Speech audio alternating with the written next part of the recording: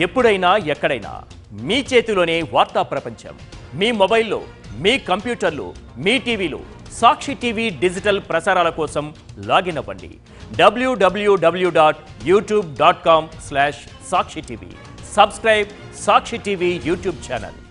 తాజాగా ప్రకటించిన జాతీయ చలనచిత్ర అవార్డుల్లో తెలుగు సినిమా సత్తా చాటాయి. టాలీవుడ్ ఇండస్ట్రీకి మొత్తం 7 అవార్డులు దక్కాయి. తెలుగులో ఉత్తమ చిత్రంగా బాలకృష్ణ మూవీ భగవత్ కేసరి ఎంపికైంది. ఆ తరువాత ప్రశాంత్ వర్మ దర్శకత్వంలో వచ్చిన హనుమాన్ 2 అవార్డులని దక్కించుకుంది. ఉత్తమ యాక్షన్ కొరియోగ్రఫీతో పాటు ఉత్తమ యానిమేషన్, విజువల్ ఎఫెక్ట్స్ విభాగంలోనూ అవార్డు సాధించింది. తరువాత జబర్దస్త్ వేణు తెరకెక్కించిన రూరల్ ఎమోషనల్ మూవీ బలగం ఉత్తమ సాహిత్యం విభాగంలో అవార్డు దక్కించుకుంది.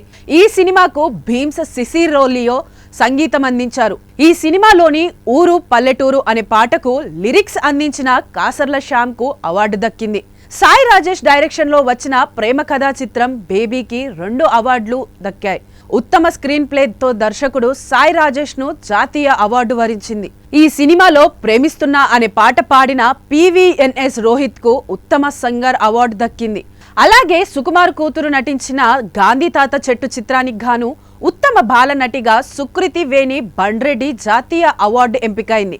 పద్మావతి మల్లాది దర్శకత్వం వహించిన ఈ మూవీని మైత్రి మూవీ మేకర్స్ నిర్మించింది.